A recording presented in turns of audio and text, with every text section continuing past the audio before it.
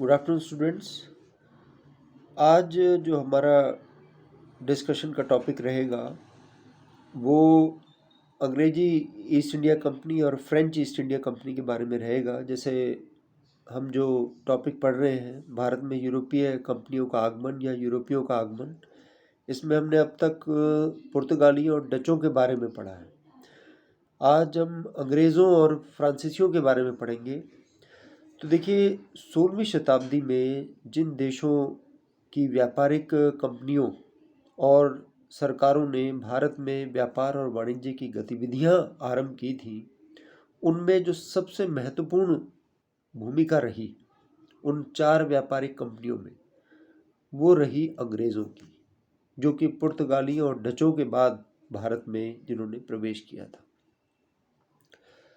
व्यापारिक उद्देश्य से भारत में आने के पश्चात उन्होंने भारत को अपना उपनिवेश बना लिया, क्योंकि उस समय एक लहर थी 15वीं से 18वीं सदी के बीच में पूरे यूरोपीय देशों में एक लहर थी जिसे वाणिज्यवाद का नाम दिया गया था, जिसमें यह कहा गया था कि अधिक से अधिक उपनिवेश स्थापित करने चाहिए शक्तिशाली राष्ट्रों को अपने देश की शक्ति बढ़ाने के लिए, और अधिक से अधिक मात्रा में सोना चांदी एकत्रित करना चाहिए और इसके लिए अधिक से अधिक उपनिवेश बनाने चाहिए।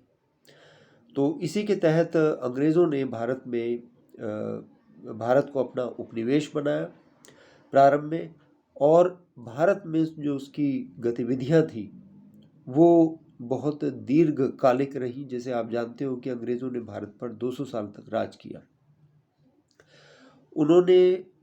उनका जो प्राथमिक उद्देश्य था वो था व्यापार करना, लेकिन धीरे धीरे उन्होंने भारत की राजनीतिक सत्ता में अपना प्रवेश करना शुरू कर दिया, और उन्होंने पूर्ववर्ती जो पुर्तगाली थे या डच थे उनकी नीतियों को त्याग कर और ज़्यादा से ज़्यादा भारतीय राज्यों को हड़पने की नीति उन्होंने अपनानी आरंभ कर दी।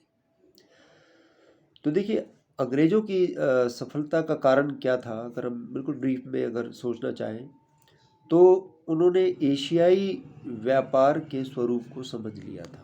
दे were able to understand the nature of the Asian trade, कि एशिया का ट्रेड किस प्रकार से चल रहा है, और अपने व्यापार के विस्तार में उन्होंने राजनीतिक सैनिक शक्ति का सहारा लेना आरंभ कर दिया, जो उसके पूर्ववर्ती कंपनियां यानी पुर्तगाली और डचों के द्वारा नहीं किया गया। तो किस तरह से भारत में अंग्रेज आए? एक तो 1599 ईस्वी में जॉन मिंडल हॉल नामक एक ब्रिटिश यात्री था जो कि भारत में थल मार्ग से आया, ठीक है। और 1599 में इंग्लैंड में एक मर्चेंट एडवेंचर्स नामक एक दल था, मर्चेंट एडवेंचर्स।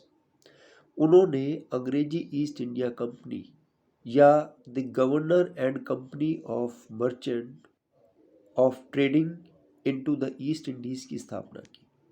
ये जो हम बात कर रहे हैं ये जानने का प्रयास कर रहे थे किस प्रकार से अंग्रेजी ईस्ट इंडिया कंपनी की स्थापना हुई। तो पहले तो एक अंग्रेजी यात्री आया भारत में जिसका नाम था जॉन मिल्टन हॉल। वो थल मार्ग से भारत में आया। उसके बाद 1599 में इंग्लैंड में एक मर्चेंट एडवेंचर्स ने अंग्रेजी ईस्ट इंडिया कंपनी या the governor and company of merchant trading into the east Indies की स्थापना की। और फिर आप जानते हैं कि 31 दिसंबर सन 1600 ईस्वी को इंग्लैंड की जो महारानी थी एलिजाबेथ प्रथम, उसने एक रॉयल चार्टर जारी करके, एक आदेश जारी करके प्रारंभ में कंपनी को 15 वर्ष के लिए पूर्वी देशों के साथ व्यापार करने का एक अधिकार प्रदान कर दिया। लेकिन आगे चलकर 1609 ईस्वी में जो ब्रिटिश सम्राट था जेम्स फर्स्ट, उसने कंपनी को अनिश्चितकालीन व्यापारिक एकाधिकार प्रदान कर दिया। मतलब शुरू में तो 15 साल का चार्टर उनको मिला था एक तरह से, लेकिन 1609 ईस्वी में जेम्स प्रथम ने कंपनी को अनिश्चित काल के लिए व्यापारिक एकाधिकार, पूर्वी देशों के साथ व्यापार करने का एक अधिकार प्रदान किया। लेकिन ईस्ट इंडिया कंपनी, अंग्रेजी ईस्ट इंडिया कंपनी का जो प्रारंभिक उद्देश्य था वो राजनीतिक नहीं था बल्कि व्यापारिक था। अंग्रेजी ईस्ट इंडिया कंपनी की पहली समुद्री यात्रा 1601 में जावा, सुमात्रा, मलक्का के लिए हुई थी। 1608 में इस कंपनी ने भारत के पश्चिमी तट पर सूरत में एक फैक्ट्री खोलने का निश्चय किया था। ब्रिटिश सम्राट था जेम्स प्रथम, उसने विलियम हॉकिंस को, एक यात्री था अंग्रेज जिसका नाम था captain William Hawkins, William Hawkins को उसने 1608 में राजदूत के रूप में, अंग्रेजी राजदूत के रूप में ईस्ट इंडिया कंपनी ने विलियम हॉकिंस को जहांगीर के दरबार में भेजा। आप जानते हैं कि जहांगीर ने 1605 ईस्वी में शासन करना आरंभ किया था। तो 1608 ईस्वी में जहांगीर उस समय मुगल सम्राट था और एक शाही फरमान के माध्यम से उसको, कैप्टन विलियम हॉकिंस को सूरत में फैक्ट्री खोलने की इजाज़त मिली। हालांकि यह काम आसान नहीं था क्योंकि पुर्तगालियों का बहुत प्रभाव था और अन्य जो व्यापारी थे वो अंग्रेज़ों को जो है फैक्ट्री खोलने के पक्ष में नहीं थे।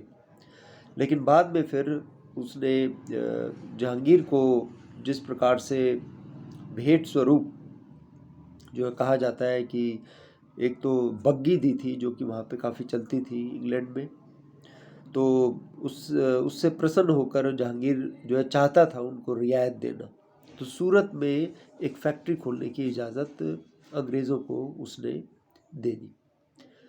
1611 में मुगल बादशाह जहांगीर ने के दरबार में एक और अंग्रेज पहुंचा जिसका नाम था कैप्टन मिडल्टन, और वो व्यापारिक अनुमति पाने में सफल हुआ, व्यापार करने की अनुमति पाने में वो सफल हुआ। जहांगीर ने 1613 ईस्वी में अंग्रेज़ों को स्थायी कारखाना सूरत में स्थापित करने की अनुमति प्रदान की। अंग्रेज़ों का कैप्टन था कैप्टन बेस्ट, उसने सूरत के पास एक जगह थी स्वाली में पुर्तगालियों के जहाजी बेड़े को पराजित करके उनके व्यापारिक एकाधिकार को भंग कर दिया। यानी अब धीरे धीरे अंग्रेज जो है भारत में अपनी व्यापार का विस्तार करने के लिए जो भारत में मौजूदा जो कंपनियां थी उनके साथ संघर्ष कर रहे थे। 1615 ईस्वी में इंग्लैंड के सम्राट जेम्स प्रथम ने एक दूत भेजा जहांगीर के दरबार में जिसका नाम था सर टॉमस रो। ठीक है, उसका उद्देश्य था व्यापारिक संधि करना। टॉमस रो ने सर उसको टाइटल मिला हुआ था, सर टॉमस रो ने मुगल सम्राट के सभी भागों में, मुगल साम्राज्य के सभी भागों में व्यापार करने और फैक्ट्रियां स्थापित करने का एक अधिकार प्राप्त कर लिया था। सर टॉमस रो ने एक तरह से मुगल सम्राट से रियायतें मांगी जो उसने प्रदान की, क्योंकि ये नजराना लेकर आया करते थे और मुगल सम्राट को भी ये लगा कि भारत के साथ व्यापार हो रहा है तो उसमें भारत को कोई नुकसान नहीं है, व्यापार में तो फ़ायदा ही हो रहा है। भारत एक तरह से सोने चांदी का एक संग्रहकर्ता बन रहा है, क्योंकि पहले जो ट्रेड होता था that was held in Boolean मतलब सोने चांदी में व्यापार हुआ करता था। तो कहते हैं कि भारत में इतना सोना चांदी आ रहा था व्यापार के माध्यम से, तो तत्कालीन मुगल बादशाह को कोई परेशानी महसूस नहीं हुई उनको व्यापारिक एकाधिकार प्रदान करने में या व्यापारिक अधिकार देने में। तो देखिए 1623 तक अंग्रेज़ों ने सूरत, आगरा, अहमदाबाद, मछलीपट्टनम, बड़ौच यहाँ पर अपनी व्यापारिक कोठियाँ स्थापित कर ली थी।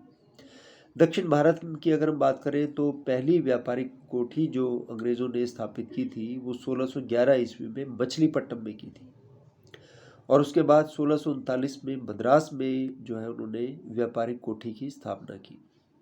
1633 में उड़ीसा में बालासोर में एक कारखाना खोला गया जो कि पूर्वी भारत में अंग्रेजों द्वारा स्थापित पहला कारखाना था। अगर पूछ लिया जाए ना कि पूर्वी भारत में अंग्रेज़ों ने अपना पहला कारखाना कहाँ स्थापित किया, तो उड़ीसा में बालासोर में। 1651 ईस्वी में हुगली नगर में व्यापार करने की अनुमति प्रदान करने के बाद बंगाल, बिहार, पटना, ढाका में भी कारखाने खोले गए। फ्रांसिस डे एक अंग्रेज था जिसने 1639 में चंद्रगिरी के राजा से मद्रास को पट्टे पर लिया, जहां कालांतर में किलेबंद कोठी का निर्माण किया गया जिसे फोर्ट सेंट जॉर्ज का नाम दिया गया। ठीक है। गोलकोंडा के सुल्तान द्वारा 1632 में अंग्रेजों को एक सुनहरा फरमान जारी करके उसके माध्यम से गोलकोंडा राज्य में स्वतंत्रता पूर्वक व्यापार करने की अनुमति प्रदान की गई। इसी तरह से 1661 ईस्वी में ब्रिटेन के राजा चार्ल्स सेकंड ने पुर्तगाल की राजकुमारी के साथ विवाह किया, जिससे दहेज में उसको मुंबई का टापू मिल गया और चार्ल्स ने फिर इसे 10 पाउंड वार्षिक के मामूली किराए पर ईस्ट इंडिया कंपनी को ये मुंबई का टाउन दे दिया, जो उसे दहेज में प्राप्त हुआ था पुर्तगालियों से। और 1669 और 77 के बीच में कंपनी के गवर्नर ने आधुनिक मुंबई नगर की नींव रखी थी। ईस्ट इंडिया कंपनी ने ब्रिटिश सरकार से बम्बई प्राप्त किया और अपनी भौगोलिक स्थिति के कारण कंपनी के मुख्यालय के रूप में बंदरगाहों में सूरत का स्थान जल्दी ही बम्बई ने प्राप्त कर लिया। और आप जानते हैं कि आज जो है बम्बई ये हमारी फाइनेंशियल कैपिटल है, कितना इम्पोर्टेंट एक स्थान है। 1686 में अंग्रेज़ों ने हुगली, आप जानते हो बंगाल में है, उसको लूट लिया। मुगल सेना के साथ संघर्ष भी हुआ उनका और फिर कंपनी को मछलीपट्टनम, विशाखापट्टनम और बहुत कारखाने से अपने अधिकार खोने पड़े। लेकिन अंग्रेज़ों की क्षमा याचना के पश्चात औरंगज़ेब ने उन्हें फिर मुआवजा लेकर और व्यापारिक अधिकार प्रदान करने का निश्चय किया। यानी जब अंग्रेज़ों ने 1686 में हुगली पर को लूटा था, उसका प्रयास किया था, मुगल सेना के साथ संघर्ष हुआ था, तो मुगल सेना ने अंग्रेज़ों को पराजित कर दिया था। लेकिन बाद में उन्होंने माफ़ी मांग ली और उनको व्यापार करने का अधिकार यथावत उनका बना रहा। फिर 1691 ईस्वी में एक शाही फरमान जारी करके एक मुश्त वार्षिक कर के बदले कंपनी को बंगाल में सीमा शुल्क से छूट प्रदान की गई। जो सीमा का शुल्क लगा करता था ना व्यापार के लिए, उसमें छूट प्रदान की गई। और जॉब चार्नॉक एक अंग्रेज था जिसने कलकत्ता नगर की नींव रखी थी और कंपनी ने इस नए किलेबंदी को फोर्ट विलियम का नाम दिया। फोर्ट विलियम जो है कलकत्ता में है। और कलकत्ता को ही अंग्रेज़ों ने अपना पहला प्रेसिडेंसी नगर घोषित किया था। असल में 3 प्रेसिडेंसियाँ थी अंग्रेज़ों की भारत में, कलकत्ता, बम्बई और मद्रास। तो पहली जो प्रेसिडेंसी थी वो कलकत्ता थी। फिर मुगल सम्राट फर्रुखसियार के समय में भी ये अंग्रेज़ आए, इन्होंने व्यापारिक सुविधाएं प्राप्त की। बंगाल के नवाब मुर्शीद कुली खान ने फर्रुखसियार द्वारा दिए गए फरमान के बंगाल में स्वतंत्र प्रयोग को नियंत्रित करने का प्रयास किया। तो भारत में धीरे धीरे जो अंग्रेज ईस्ट इंडिया कंपनी थी, इन्होंने अपने पैर जमाने शुरू कर दिए। और भारत में फैक्ट्री क्या होती है, जो हम फैक्ट्री की बात करते हैं, तो ये किलाबंदी क्षेत्र हुआ करता था। किलेबंदी होती थी जिसके अंदर उनका अंग्रेज़ों का गोदाम होता था, दफ्तर होता था और जो ईस्ट इंडिया कंपनी के कर्मचारी थे उनके आवास हुआ करते थे। ठीक है। और इस प्रकार से भारत में अंग्रेज़ों का आगमन हुआ एक ईस्ट इंडिया कंपनी के रूप में। बाकी जो फ्रेंच ईस्ट इंडिया कंपनी है उसके बारे में कल जो हमारा लास्ट इस टॉपिक का लेक्चर रहेगा। Thank you.